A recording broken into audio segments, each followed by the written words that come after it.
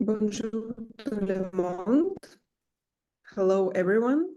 Today is the 7th talk of our Spring 2024 online lecture series of the Inter-University Research Group on Tibet and the Himalayas, or Groupe de Recherche Interuniversitaire sur le Tibet et l'Himalaya, also known as the GRITH, which is led by Isabelle Andrian-Dorcy from here, Quebec province. And I am honored today to present you our colleague from the University of Toronto, Rory Lindsay. Rory is the assistant professor in the Department for the Study of Religion, and he is an editor at 84,000, translating the words of the Buddha. Rory also works as a visiting scholar at the Buddhist Texts Translation Initiative at the University of California, Santa Barbara.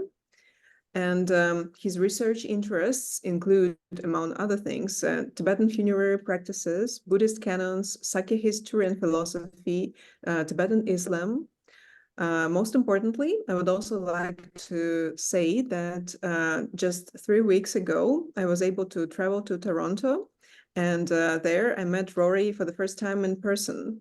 And I was able to witness his live presentation of the book, his new book, Saving the Dead.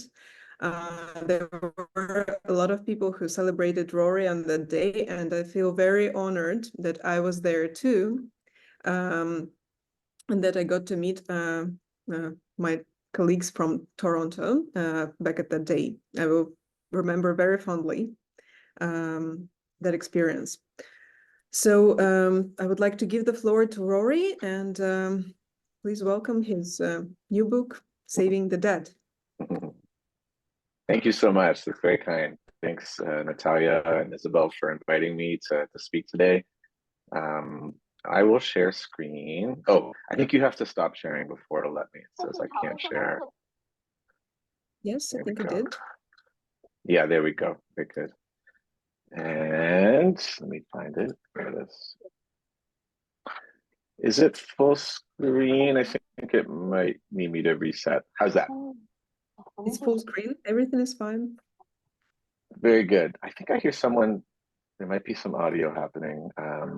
Just a second, I will check. Yes, I would ask all participants to mute themselves for the time being of the talk. Thank you. Yeah. Thank you. Okay, so we're all set. So thank you again, Natalia and Isabel, for inviting me. It's really great to talk about my new book. And so the title of the book is Saving the Dead. And this book was a long time in the making. Let me just make sure, there we go. I'll start just by talking about, how I came to publish the book with Vienna. And then I'll talk about the history of the root Tantra that all these funerary practices are based on. One of the most important of these works was Drakpa Gyaltsen's Light Rays, and that's really the focus of the book. And so I'll introduce that and talk about the contents of his really amazing text. Then I'll talk about polemical exchanges that occurred in Tibet concerning these death rituals. This is one of the things that really attracted me to this topic, was the idea of really prolific, scholastic, philosophically minded Tibetan scholars debating about funerals. I thought that was very intriguing, and I ended up writing a book about it. And then finally, I'll talk about a really innovative work that I found kind of later in my research by a figure named Ameshap. I'll come to him in a bit. And then finally, if we have time, we'll have a little bit of a discussion. Okay, so the Vienna series. I had long known about the Vienna series. As I was, working my way through my undergrad, I was using books in this series, and I was really grateful when they accepted my manuscript for publication. One thing I love about the series is that their books are now open access. They're all, almost all of them are available for free as a downloadable PDF, and I can try to put the link in the chat. It's easy to find. Just Google the book title and my name, and so you don't need to buy the book. You can just download it. But the book is funding anyway, as we all know, and so it's nice that you can just get it for free. And so this is volume 105 in the series. It's a long-standing series. And yeah, and I was able to go to Vienna actually last fall and see Marcus Viebeck. Thank you to Marcus for overseeing the publication of the book. It was wonderful to finally see where these books come from. Okay. There we go. So I want to start by talking about the root tantra. So there's two versions that exist in Tibetan, and my work really concerns version A. This is what Skrupski called it. Version B came centuries later. We don't know exactly when this tantra was composed in India. It's very hard to date Indian source texts, of course, but probably late 7th century, based on related works that are appearing, some of which get translated into Chinese, and we have dates for. But the first version that appears in Tibetan is done in the late 8th century, possibly into the 9th. It's a little hard to date that. We don't know exactly, but it's during the imperial period. So this is the time when there's a major undertaking underway to translate many, many Buddhist works from Sanskrit, from Chinese into Tibetan. And as the Tibetan Empire brought Buddhism into its fold, there was a interest in, of course, adapting their funerary practices to reflect a Buddhist model as opposed to a pre-Buddhist model.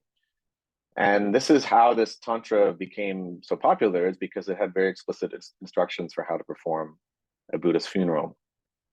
There were parts of the text that were concerning to the authorities in Tibet, because if you know anything about tantra, sometimes rituals can involve practices, substances that are deemed taboo, if you will, or might involve a kind of violence.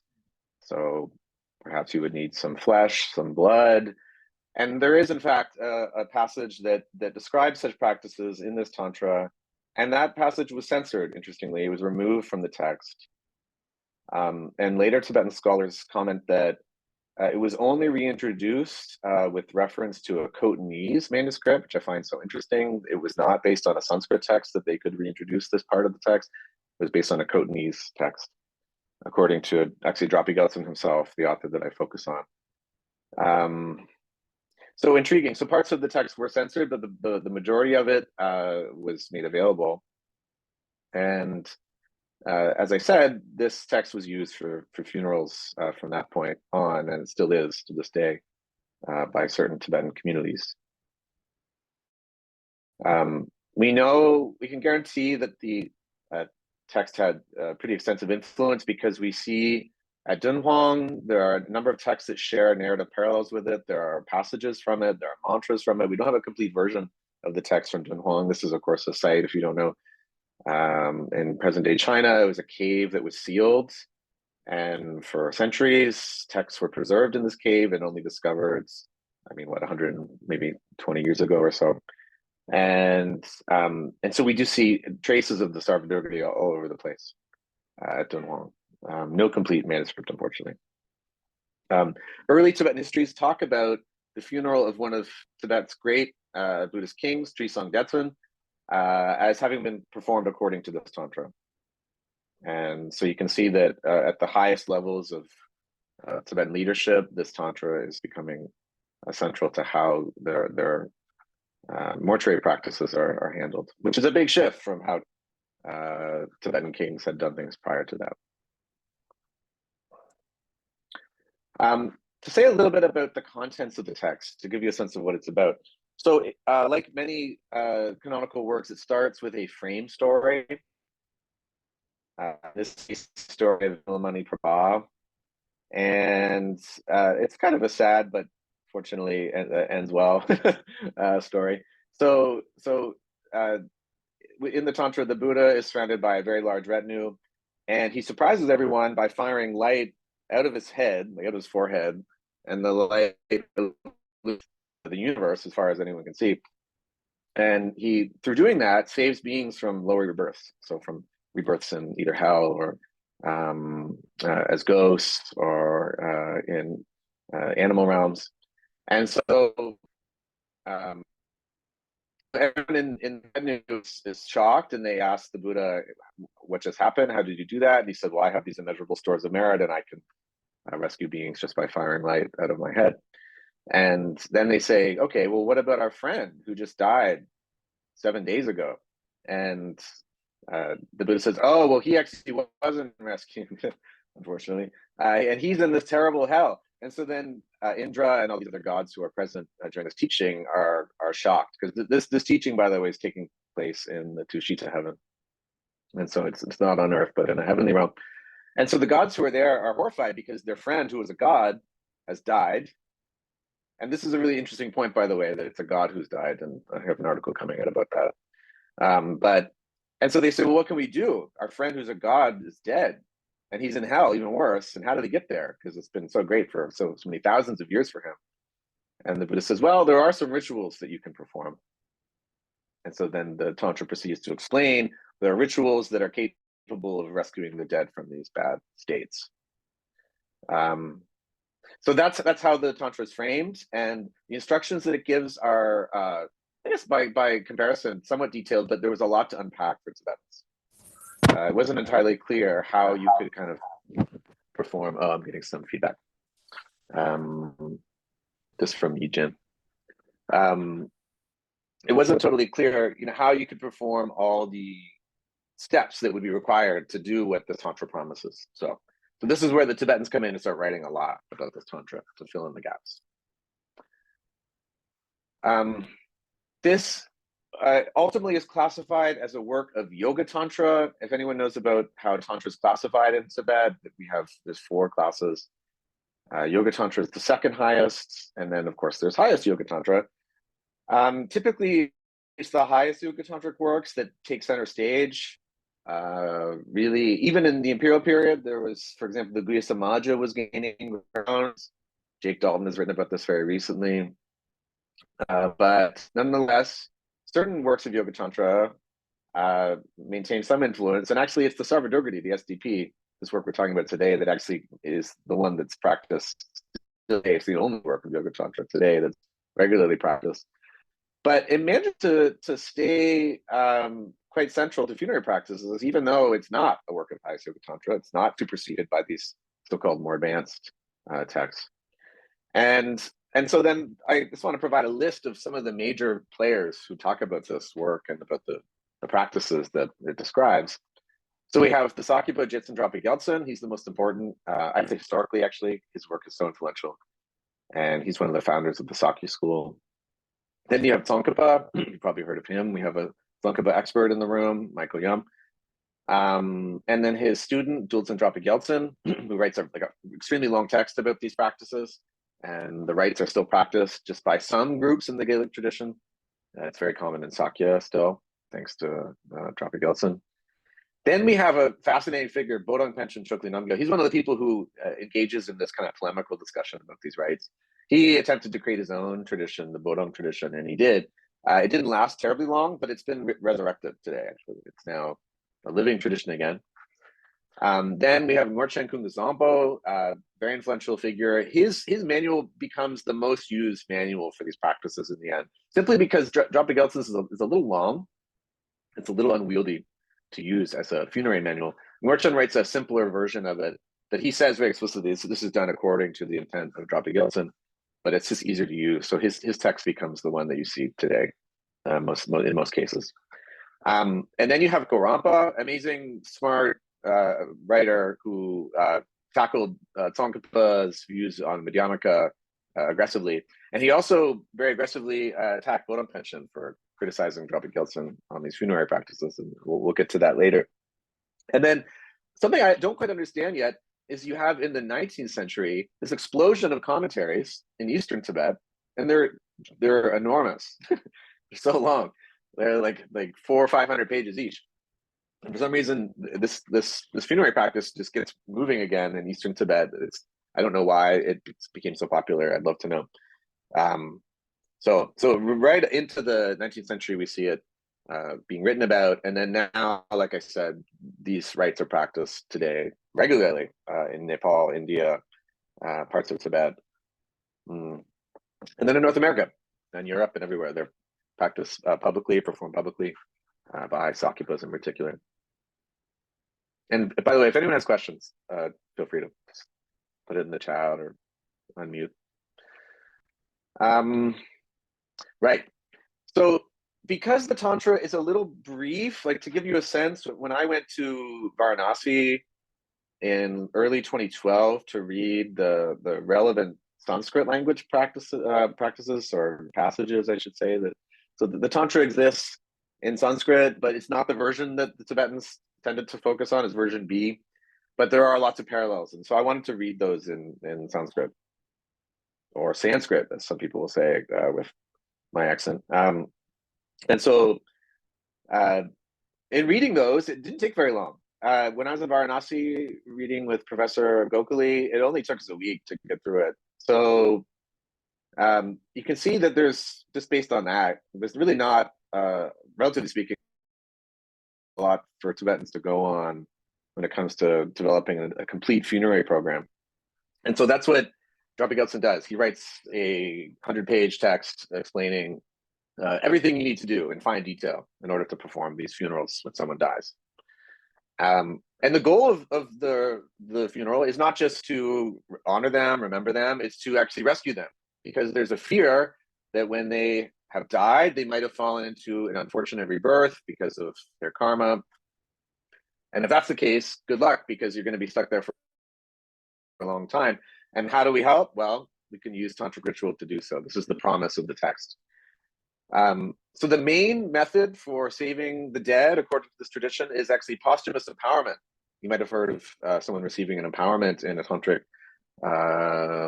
cycle, say Hebadra, Chakrasambhara, something like that.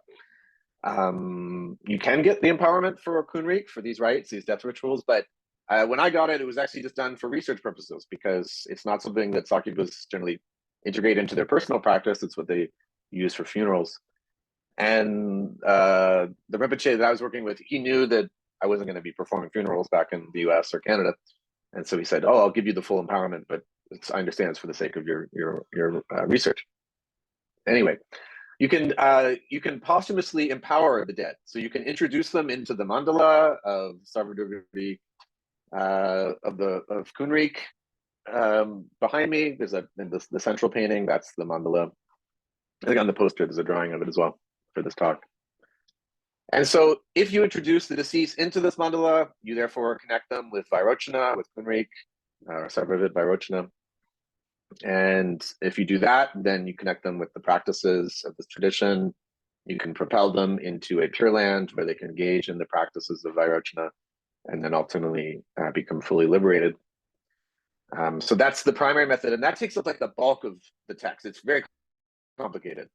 All the steps that Drakpa Gyaltsen gives, it's really quite overwhelming actually to read. And reading this text when I was working on my dissertation, because this book is based on my dissertation, it was hard in the beginning because I had really no background in this material. So I was coming to this Tibetan with really no knowledge. And it took a lot of time to get accustomed to the language it was using. And then, of course, I was reading with Tibetan scholars who were familiar with the tradition. And after a few years, I really kind of got the hang of it and I was able to read a lot. But in the beginning, it was challenging. The next method that Drakpa Gyaltsen talks about is simply performing recitations. He's drawing this from the root Tantra. The Tantra claims that if you recite certain mantras in great number, and I mean really great number, like in the millions, then that alone can be powerful enough to just rescue the dead. Another method is performing burnt offering rites. Then there's just the act of cremating the body of the deceased and performing certain rituals in connection with that. So, for example, disposing of their remains into a river that goes directly into the ocean and doing it in a certain ritual way that I won't explain in detail right now. And then also, this is very important for Tibetan tradition, forming a deity image or a small kind of stupa from the remains of the dead. This became standard practice actually in the end. When, say, a High Lama passes away, little tsatsa will be created and distributed, and that's exactly what this text is talking about. But that's a method of rescuing the dead, actually, purifying the karma. And then there are cases where the body is too decomposed to do a ritual in its presence because the odor would be overwhelming and visually would be quite horrifying. And so in those cases, the corpse is not involved in the ritual. And so you might use something to stand in. So you would use the name of the deceased. Nowadays, as often as a photograph of them printed. Historically, it could be a drawing. But there's some sort of object that will stand in for the dead. And this, I'll come to this when I talk about material objects and their role in the ritual.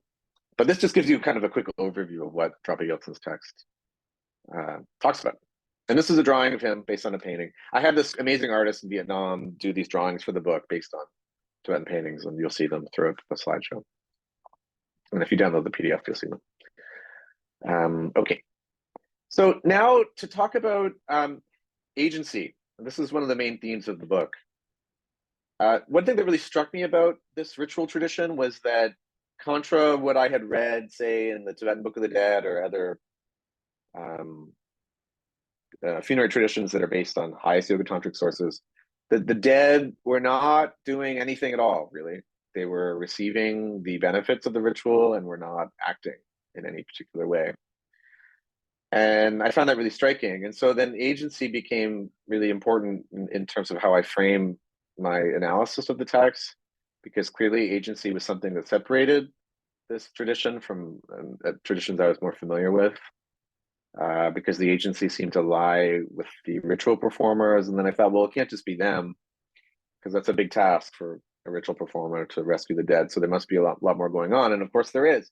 And so we see it first, even in the opening stages of the ritual, the ritual expert will perform some preliminary practices where they, through meditation and visualization, begin to merge with multiple deities.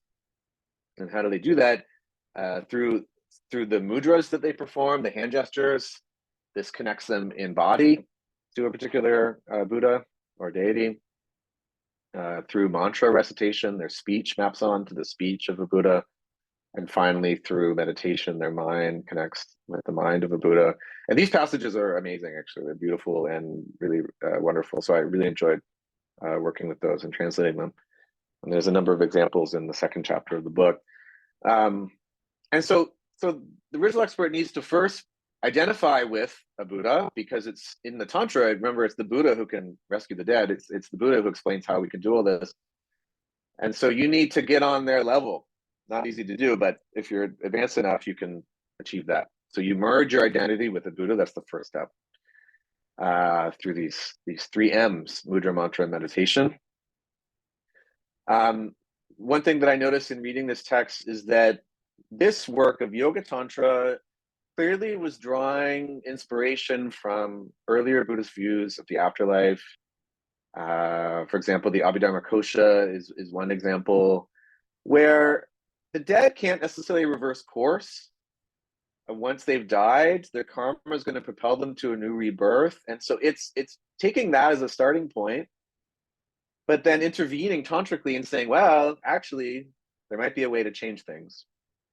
But it doesn't emphasize the bardo, actually. And the bardo becomes so important in Tibet, but this text actually doesn't even mention the bardo, which again was shocking to me, because I assumed that it would, but it didn't. So I was starting to get a sense that, okay, wow, Tibetans are inheriting something that's quite removed from what becomes prominent in other traditions, say in the Nyingma. And they're trying to work with kind of different visions of the afterlife, actually. There's earlier visions of the afterlife in which there is no bardo, or some of the early Buddhist schools said there's no such thing. There's no intermediate state. You die and you're instantly reborn. It's possible that the Tantra actually adopts that view. It's not clear. But certainly when Vimlamani Prabha dies, he goes straight to hell. There's no intermediate state. And the commentaries are clear about that. Okay, so I was thinking about that, and then I was also thinking about material objects, because I'm thinking, well, okay, we have the ritual performer, we have deities, but then like everywhere you read in this text, there's things, there's material things. And one of my advisors, Anne Monius, who had also advised James Gentry, who wrote a wonderful book that deals with some similar ritual traditions, published with Brill, but we have the same committee basically.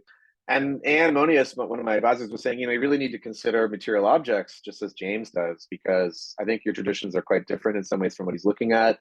There's overlap, but there's also a lot of departures. And how could you ignore material things if they're kind of everywhere in these rituals? And she was right. And so everywhere I looked, I just saw more and more things. And so then I was thinking, okay, well, how am I going to skillfully kind of bring this into my analysis? I didn't want to superimpose theory on what I was reading.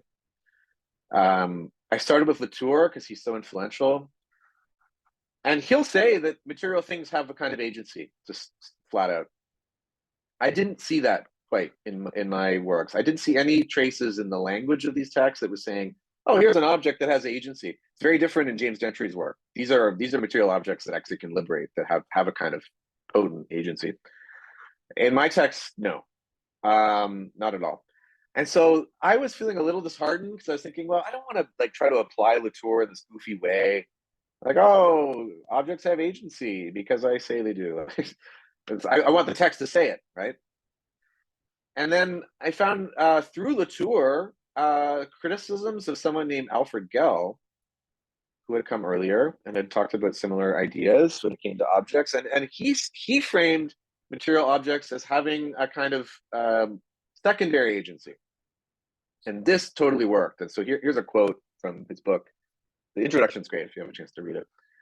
He says, I'm prepared to make a distinction between primary agents, that is, intentional beings who are categorically distinguished from mere things or artifacts, and secondary agents, which are artifacts, dolls, cars, works of art, etc., through which primary agents distribute their agency in the causal milieu and thus render their agency effective. When I read this, I was like, oh, yes. This is very much what I'm finding in these texts. You have important objects that might extend the agency of a deity. They might extend the agency of the ritual expert and those who are assisting him or her.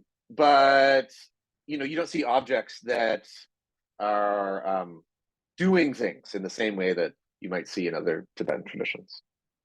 So Gell worked really well.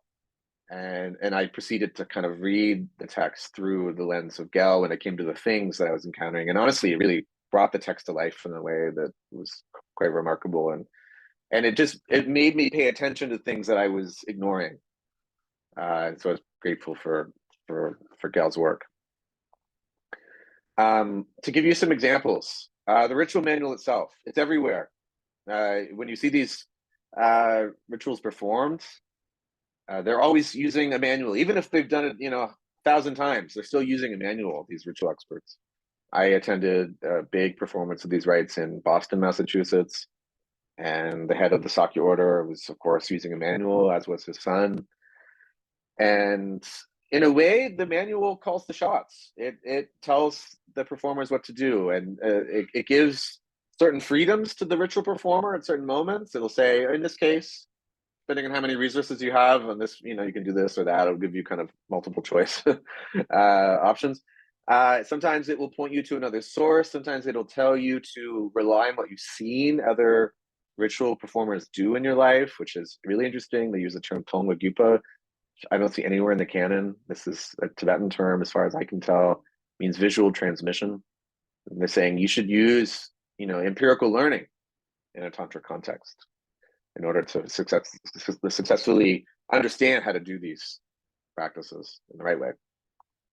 Another example is the tantra tells the ritual performer at one point to create a painting of Vairochana and draw themselves into it, which I think is so fascinating. And then when you do that, you connect with Vairochana, you transform your space. The painting is based on the space that you're in, yet it transforms it. And you bring that painting to life by opening the eyes, and then Vairochana is there with you. And so the painting becomes a very, very literal extension of Vairochana. And through the painting, Vairochana can be there, he can assist, and he can do what he has to do. So this was a great example of kind of what Gell's talking about. He explicitly talks about art, and this was a good example. Then there are material offerings. So material offerings are used constantly in order to thank the deities that you're working with. You couldn't do the rituals without these. And these extend the kind of goodwill and the agency of the ritual actor in the ritual space. They remain there even when the ritualist has to leave for a time. The offerings are still there. So Gell uses the example of a landmine being an extension of a soldier's agency. Well, it's quite like that, but thankfully not harmful like a landmine.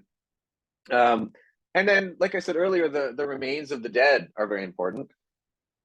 You can't perform the ritual without either the corpse, maybe their ashes, or some stand-in.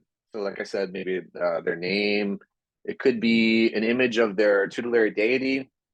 There's lots of options, but this object is so central to the rites. You need to kind of act on something that but yeah, I felt like I had to highlight it as a kind of actor in the ritual context. But that said, like the dead in this tradition, they're not really asked to perform any tasks. The only thing I can think of that they ever do is that when you summon them into, say, an object like this, they come. That's about it. And whether they even willfully do so, it's not clear. I think when you summon them, they might just kind of get sucked in by the power of the rites. I've heard different opinions on that. Anyway, but beyond that, the dead don't do anything to free themselves. It's really up to the rituals to save them. Okay. How are we doing on time, by the way, Natalia? Just so I have a sense. We're doing fine because we are usually very casual, and you can just go Great. ahead. Okay. You don't think about. Okay, thanks. Okay, good. So this is chapter 3 of the book. This is what drew me into the research in the first place. My advisor, Leonard Vanderkuyt, mentioned offhand in a class one day that Tibetan scholars had debated funerary practices, and that's how I became interested in this topic. And it was just by a really lucky turn of events that he mentioned this. I thought, oh, this would be a great dissertation topic. And then I was connected with a Sakya center in Harvard Square called the Sakya Center. Lama Mikmar Tseten is the main lama there. And he told me, oh, well, we're going to perform these rites that you're interested in Boston. And so why don't you get involved? And so he actually had me get involved. And my job was to collect either the names of the dead or sometimes physical objects. So one woman handed me a little film canister, and I thought it was pictures. It was film. It was actually his ashes, part of them. And so I had to collect all these things and then provide them to His Holiness the Sakya Trichan. So it was amazing. I was just like getting interested in this ritual when I was suddenly thrown into it. It was actually involved. But anyway, but Leonard, my advisor, he had mentioned that Tibetans had engaged in these kind of spirited debates about funerary practices, and I thought, how weird. I didn't know that there were scholastic treatises debating death ritual. And I think about dying all the time, so I was like, this sounds great. So this is what drew me in. It was a hard chapter to write, this one, because these texts, sometimes they're debating very fine points, and if you're not in their world, the worlds of the authors, it can be very hard to know what they're talking about, to be honest, and it took a lot of time. Thankfully, we had a reading class. Leonard said, why don't you just lead a class where we'll just read these exchanges together? And that was very helpful. There's many things that they debate. This is, like I said, it's Bodong Paṇchen and then Gorampa. Bodong Paṇchen, he first writes a text that's very critical of Drakpa Gyaltsen on many, many points and says, you've got this wrong. This is how we should actually perform these rituals. And then Gorampa later comes to Drakpa Gyaltsen's defense. Interestingly, Bodong Paṇchen passes away, and one of his wealthy donors later invites Gorampa to come to Namring and give teachings. It's there that he encounters this text, just to give a bit of context. And he's like, whoa, we have this very critical text of Drakpa Gyaltsen, who's like one of his all-time favorite Sakyabhas. And he's like, no, thank you. I'm going to write a response to this. And so he uses like the money of Bodong Paṇchen's, like one of his main students, to write a critique of Bodong Paṇchen. So basically, this local ruler is paying for someone to write a heavy and harsh criticism of his own guru, which is, I don't think it actually went over that well. But, oh well. And so let's talk about some of the things that they debate, though. So Bodong Paṇchen, he picks on Drakpa Gyaltsen because Drakpa Gyaltsen makes this it's like a very like fine kind of nuanced little thing. He says like, if the site ritual needs to be performed in this context, and he's like, if, what do you mean if? There's no if, it has to be done. So he attacks Drakpa Gyaltsen Friedman, suggesting you wouldn't do it. And what is the site ritual? So the site ritual is basically preparing the site where you perform the funeral in order to successfully perform it. And you need to prepare it in such a way that you fend off autochthonous serpentine deities, these serpent spirits that can interfere and do lots of bad things. And so you need to control them. So there's these non-human entities that might intervene and like cause all kinds of problems. And so traditionally you will take control of the site, and you'll say, hey, deities, don't interfere. And they say, okay. And so so the question is, do you always need to do this or not? Because Drakpa Gyaltsen seems to suggest that you don't always need to do it. Bodong Paṇchen's like, you absolutely have to always do this. Otherwise, there's a great risk to the dead and even the ritual performers. And Gorampa says, no, you don't, because actually, if it's a site that you use all the time, you've already struck a deal with these deities. You've already subdued them, and they're going to agree to not interfere. So you don't need to always do it, and that's why he said if. So he's basically saying, Bodong Paṇchen, you're being really pedantic, and you're not thinking about context. Another issue that comes up is whether mantras from highest yogatantra should even be used in a yogatantra context or not, because Tibetans are very concerned about whether these tantra traditions should be intertwined or not. Bodong Paṇchen says no. Drakpa Gyaltsen should not be using mantras like Om Bukam or Om Hana Hana Kroda Humpe. And he's like, don't use those mantras in the yogatantric context, because those should only be used in highest yogatantra. So Gorampa says this is all Buddha Vachana. This is all connected with the kind of same enlightened source, meaning teachings of the Buddha. And so it's absolutely not an issue to use mantras from another text or another tradition, tantric tradition, because the Buddha taught all of it, didn't he?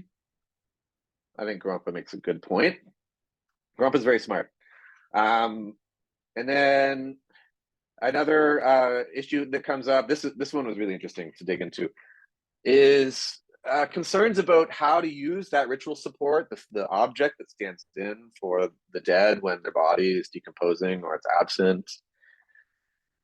Just to paraphrase what Drakpa Gyaltsen says, he says, one purifies into emptiness the ritual support. So you kind of imagine you purify this object into a name or an image using a mantra, and you purify it into a state of emptiness.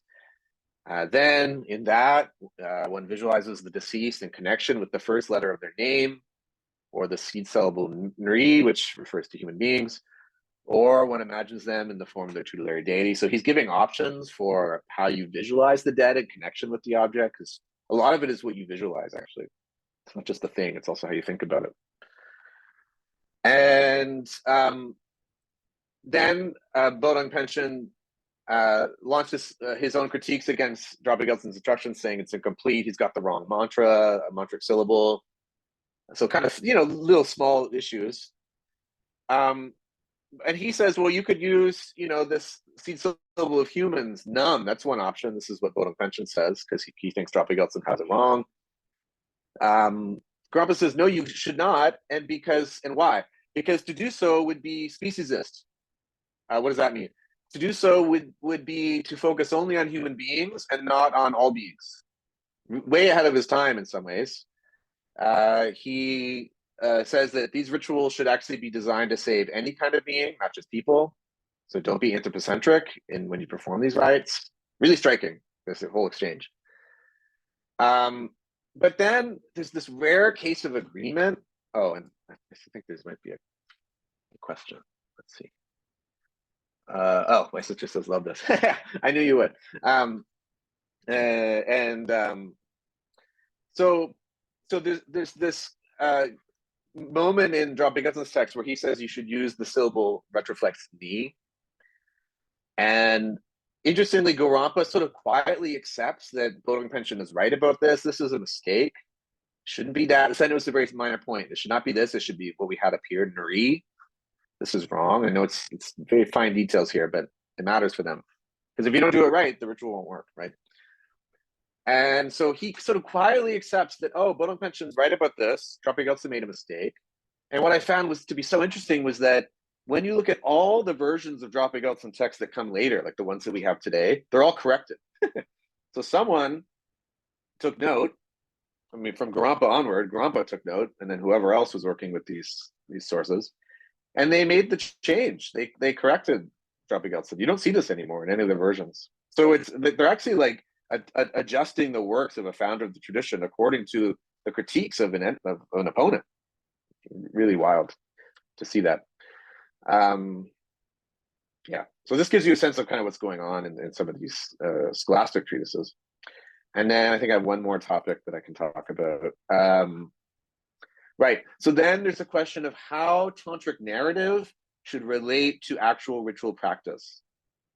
Remember, we started by talking about this story about Vimala Prabha, and then he's rescued. And so then there's the question of, should that story and the actors, the figures who appear in that story, should they map on to the ritual performers exactly or not?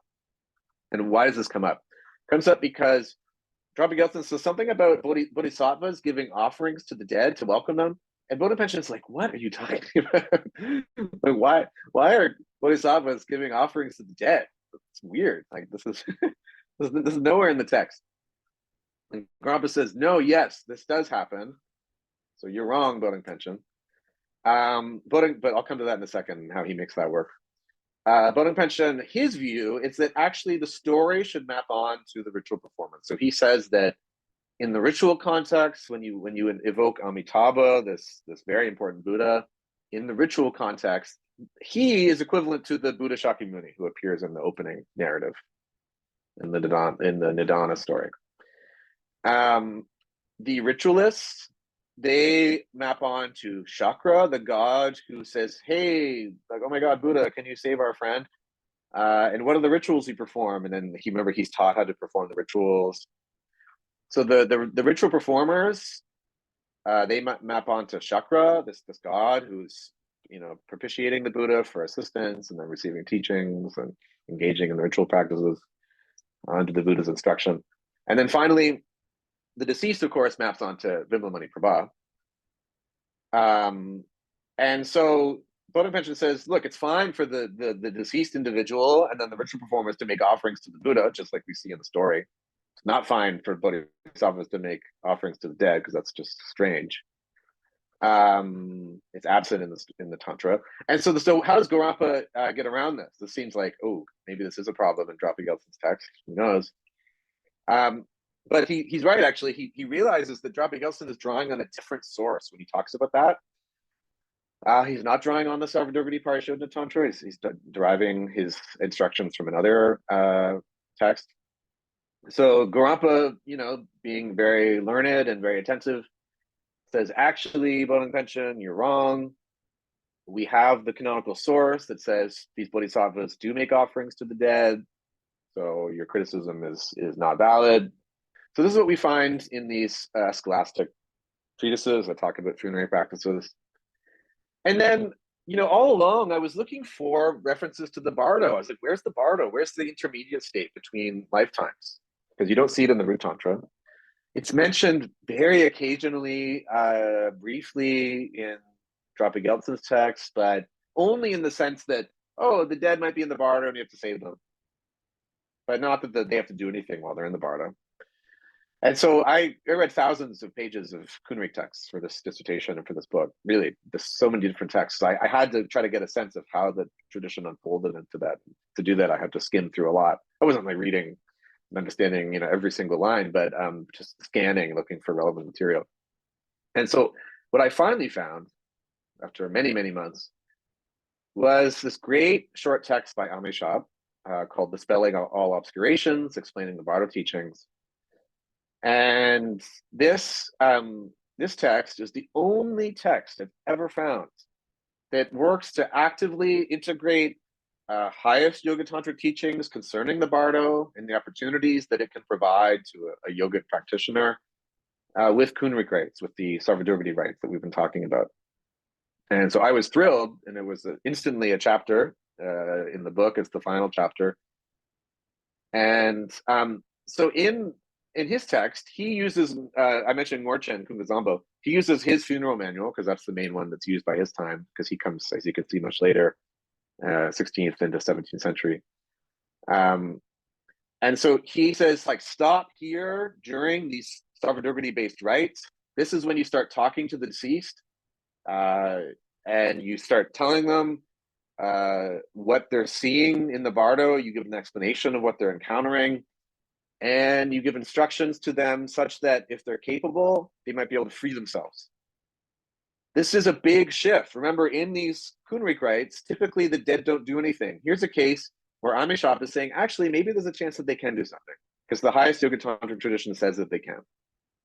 So he gives all the instructions needed. He actually writes this text for his son, which is quite sweet, explaining what you can do in these funerary practices, where you would stop, you address the dead, you talk to them, coach them through what they're experiencing, and then maybe if they're lucky and they have the right training, and if you can give the right instructions, they can free themselves entirely from the cycle of birth and death. That's the hope.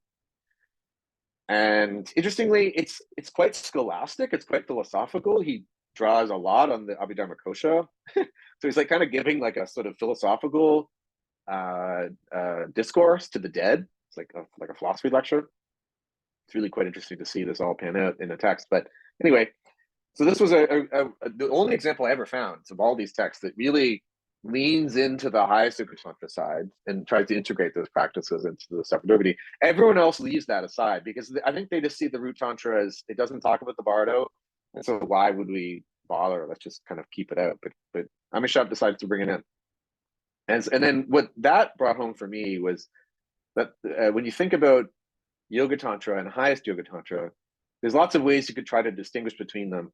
But one way that I don't think anyone had talked about yet was that there's this difference in their understanding of postmortem agency. In Yoga Tantra, it's understood that the agency of the deceased is very limited. And in highest Yoga Tantra, there's a very different conception of what they can do. It's believed that the afterlife consists of opportunities to free yourself. This is like a total paradigm shift in the afterlife for Buddhism. And so it just kind of brought into focus something that was kind of staring me right in the face.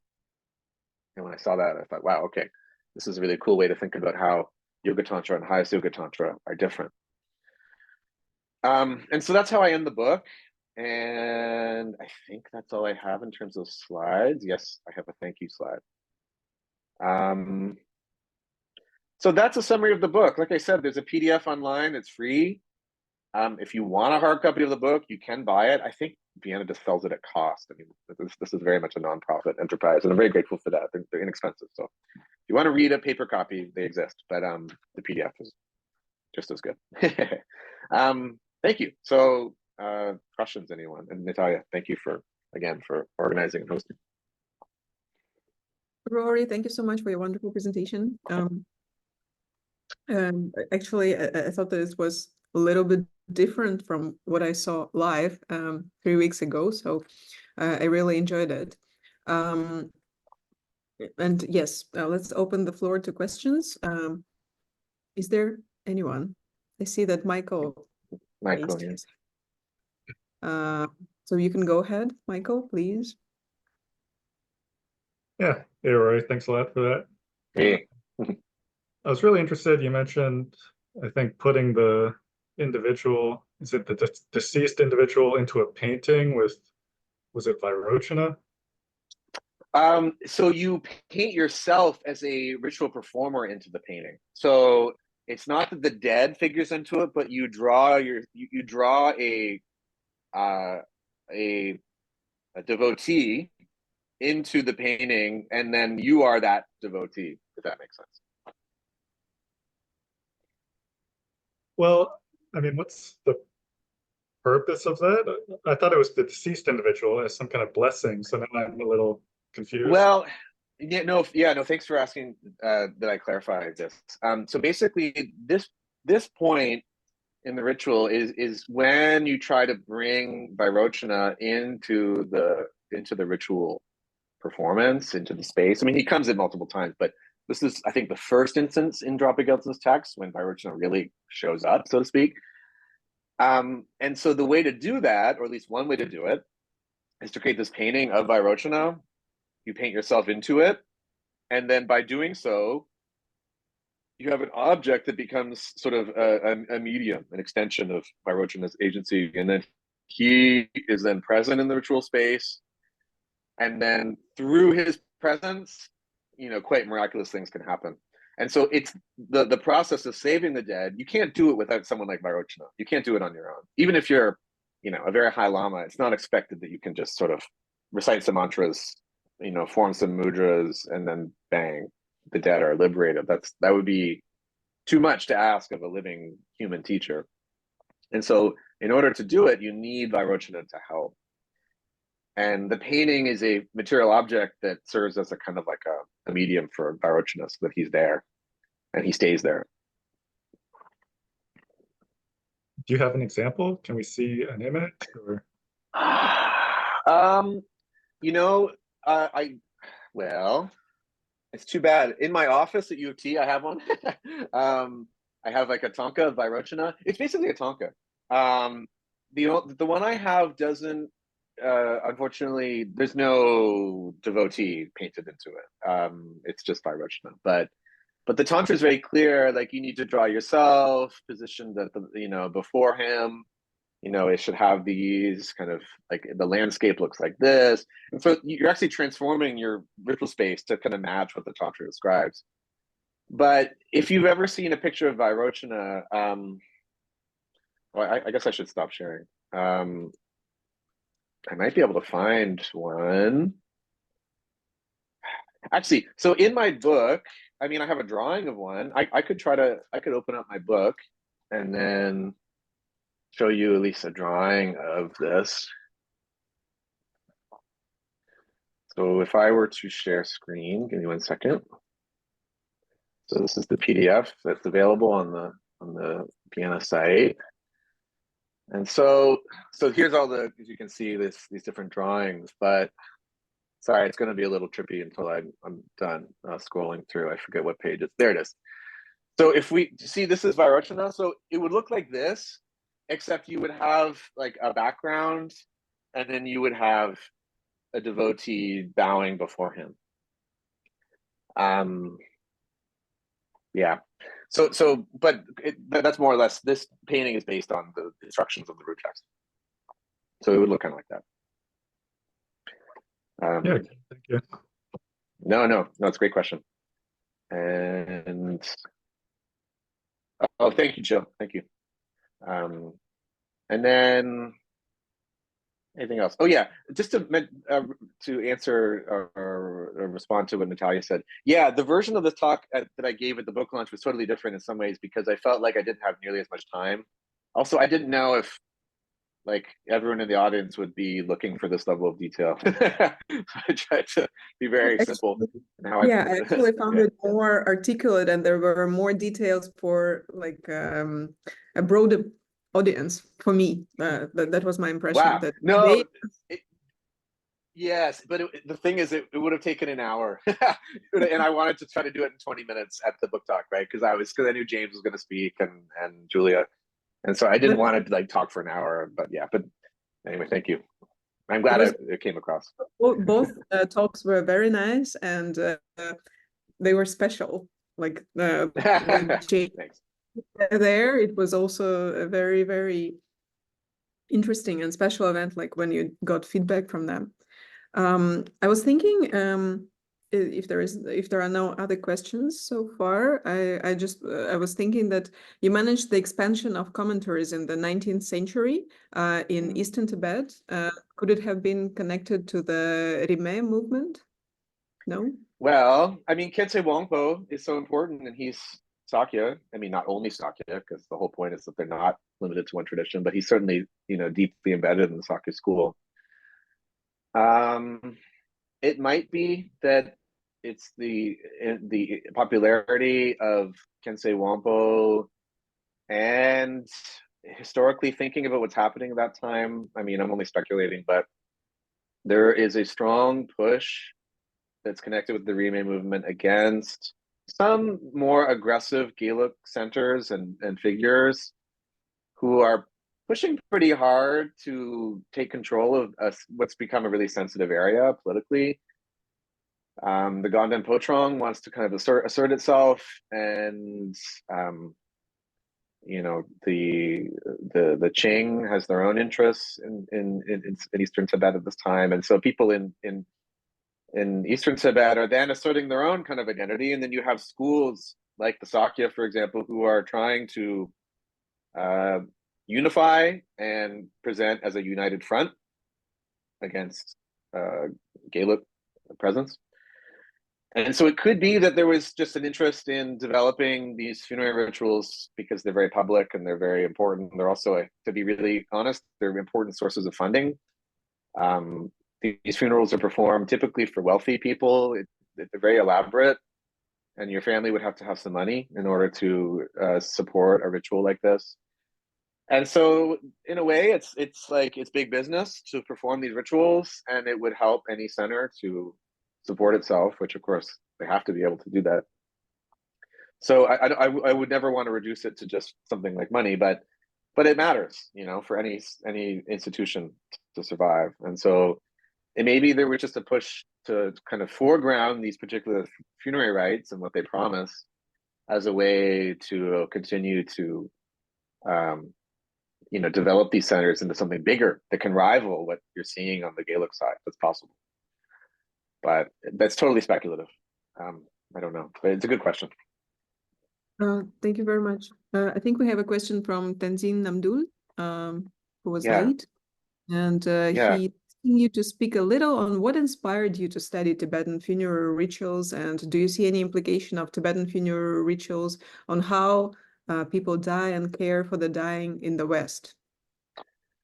Yeah, Tenzin, thank you. Yes, I mean, first of all, I mean, I'm someone who I think about dying every day. I find it very therapeutic to do so. It keeps my priorities straight.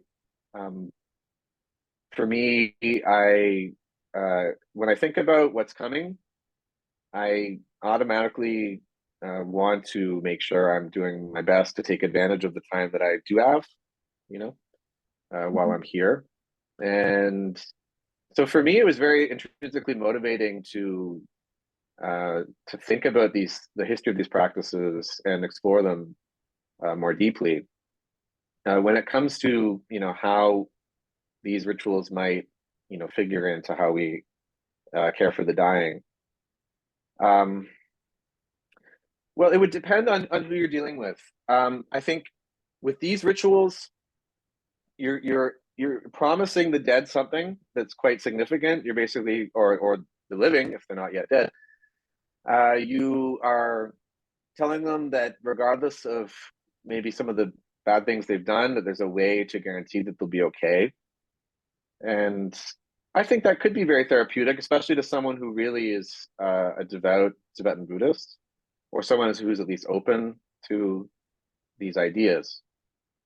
My understanding is that today, and when it comes to palliative care, actually Buddhist understandings of the afterlife have been very actually become quite prominent in, say, America, Canada, and Europe. And I teach a course at U of T called Death, Dying, and Afterlife. And there's no doubt that there's been a real remarkable proliferation of kind of Buddhist options, or Buddhist, you know, services or kind of resources for helping people counsel those who are nearing death. And then also, I think the thing about these rituals is that they can, of course, work on really anyone, technically speaking, but they also do a lot for the family, right? So these are rituals that were performed, you know, typically after someone has passed away. They're performed, they're sponsored by a family. One text talks about the banquet that you throw for the Lama and his attendants. And so there's this clearly like a give and take between families and the Lama and the Buddhist center that's behind the rituals. But why would you do this? You would do it for a kind of out of concern for your loved one, and you would also do it for a kind of peace of mind. Because, you know, the big fear is that someone will pass away and they'll fall into a really bad state, and you don't want that for someone you care about. And so these rituals promise like a way to help them. And again, it's not just the ritual, it's like you're basically drawing in, you know, the most powerful Buddhas out there, and they're all powerful, but you know, Vairochana is so central to Tibetan Buddhist history. And you're saying, you know, Vairochana can help. He'll do something, and he'll rescue the deceased. He'll make sure that they're okay. And so I think there is something very comforting about that for the family. And that is why these rituals are very popular even today. I should also add, I haven't studied this yet, but the Bön tradition has their own corresponding Kunrik rites. And when I've spoken to Bunpo Geshes, they've said, oh, these are like the most important funerary rites that we have. We all train in them, and they're so central to our tradition. And so there's a whole world of research that could be done on the Bunpo side. I think it's quite different than the Buddhist side. But these traditions are very significant in the history of Tibetan funerary practices. And yeah, anyway, that's a long-winded answer to your question, but I think yeah, I think there's still room, I would argue, to expand kind of the resources, so to speak, because typically there's a few books that people will look to, say the Tibetan Book of the Dead is one, but there's a lot more that the Tibetan tradition has to offer when it comes to funerary practices beyond those resources that we have in English now. So I would say there's still opportunities to kind of keep developing what's accessible to Tibetan communities in places like Toronto, all over Canada, and then those who are, you know, just really interested in or are committed practitioners. Yeah, thank you. Thank you. It was a very interesting answer to that question, actually. I really enjoyed Rory. And while you were answering, I was thinking, is it still a very expensive like practice? Is it still a very expensive ritual to perform? Yeah, it would be to have it done for one individual. When I was involved in the performance in Boston, it was part of the program already. And it was like a sort of a mass death ritual.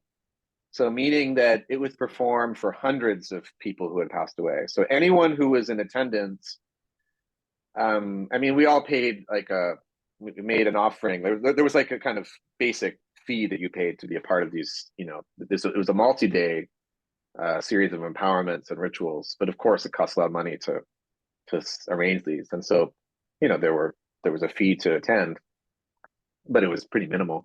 And then I think, you know, for those of like from the community who couldn't afford it, I think there was a way to just, you know, make a small offering and not pay the full fee. But anyway, but relatively speaking, it was very affordable, and you know, you could write down as many names as you wanted. People wrote down like dozens of names, grandparents, great grandparents, anyone.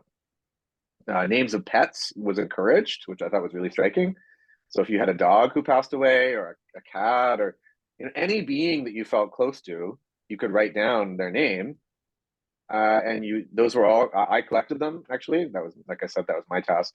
And then they were all brought to the ritual space, and the rituals were performed. And by the way, there's methods for ensuring the success of the rites. There's certain signs that the ritual performers have to see. It's certain smells or certain kind of or visual signs in the fire, because it's at one point you will burn, say, the name of one of the deceased that's written on a piece of paper, or you might burn an image. The fire needs to behave in a certain way to know that the ritual is successful, or certain smells need to kind of be smelled. And so if those signs don't appear, and they didn't actually originally in Boston, then you need to keep going. So they keep going until certain signs appear. But that kind of mass Kunrik ritual performance, you know, was said to have benefited like hundreds and hundreds of beings, right? And so so in that sense, it can be very affordable if it's done in a group setting, and often they are done in a group setting today. But when I was in Nepal, there was like a lower level attendant of one of the monasteries had passed away, and they did a whole Kunrik rite just for him. And I don't know where the funds came for that, but it was like an entire day. And so that would be, you know, more expensive for sure. It's not to say it's completely out of reach for some families. I mean, it's not going to, you know, ruin you financially, but it's not cheap, you know. So there's like a certain expectation if you're going to have a performance just for one individual, that you can cover all the costs and make an appropriate offer to the Lama for taking so much time. Yeah, there was, I think, Oh yeah. police Okay, sorry. and also the area of like where the rituals are performed, because you're talking about North America, and it's performed in this mass form, and then Yeah. Yeah. do you think that in Asia it's more like they do it in a more in a nicer niche way? I don't know how to say that. And while in the West, or like general public, and it's a mass ritual. Yes, you see both. So certainly in, say, Nepal, at Sakya, specific Sakya gompas, like monasteries, they can perform the ritual in a very like dedicated ritual space, which is ideally where you would perform it, right? Because you have everything you need there. In the case of the Boston performance, it was technically in Boxborough, Massachusetts, in like a giant hotel. So like it's not exactly a space that you would typically associate with a death ritual, right? It was like a convention room. You would use this room for weddings, for big parties. So unusual. You're right. It's coming out of context in some ways in terms of the space, and they need to ritually prepare that space. You can't just go and do it. You have to prepare it. So that takes time. But in India too, though, and I'm sure parts of Tibet and Nepal, the public versions of the rituals can also be performed on occasion, right? Where you'd have many people come and attend. It's open, similar to what you see. But again, it would be done in a monastery. You're not just going to go and do it in some kind of random courtyard or something. It would be in a monastic setting. So I think you're right. Like typically they would be done in like a more traditional, shall we say, space, or a space that's sort of ready to go and is appropriate to it. When you do it in North America, it's often in a space that would traditionally feel very almost inappropriate, actually, and you'd have to take extra steps to prepare that space. I'm sure that they always do, because you want to make sure there weren't any kind of obstructive forces in that space. So that's very important. The site ritual that I talked about, you would have to do that for sure. Is what if there's some non-human force that could interfere and cause problems. And one more question: is it possible to perform this ritual twice for the same person, for example, or it doesn't make sense? You can perform it as often as you'd like. It never hurts. The idea is that even if the dead have managed to secure a good rebirth, it still benefits them greatly in terms of the purification of their karma. Like the name of the Tantra is, purification of all bad rebirths, but also the basic message of the text is that you can purify people's karma through tantric means.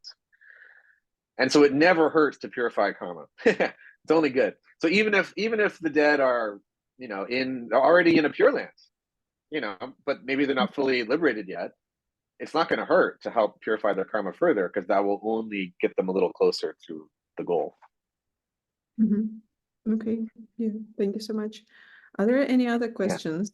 I don't know if anyone wants to ask anything else. And in Europe, these rituals are like, or North America is more known for? Well, anywhere that Sakyupas are, and it's not just the Sakya tradition, but it's most prominent in the Sakya school. Drikun Kagyu has their own Kunrig rites that they are still regularly performed. In the Gaelic tradition, sometimes, but only select institutions. But in Sakya, it's really one of the standard methods of handling any instance of death, right? And so these are definitely performed in Europe too. Anywhere where you have a Sakya Gompa, or even just a center, you would see these rites. And then I should stress that there are like pivots and permutations of these rituals that could involve other deities. You could take very similar ritual steps and swap in, deities from Hevajra, for example. You see that even in Drakpa Gyaltsen's own writings. So it's not always Kunrik and Vairochana. That's the most prominent form, but you can adapt the ritual to accommodate other deities, especially if the person who died had a close connection with, say, I don't know, Amitabha or whatever. So sometimes the rites will be adapted. Thank you. Yeah. Thank you so much, Rory. There is a comment from Olena. Yeah, I think she just applauses your work. Oh, thank you. Thanks, Elena. I would like to do that too. To see you all here. We really enjoyed our lecture, and I would just like to thank you, and I will stop the recording now.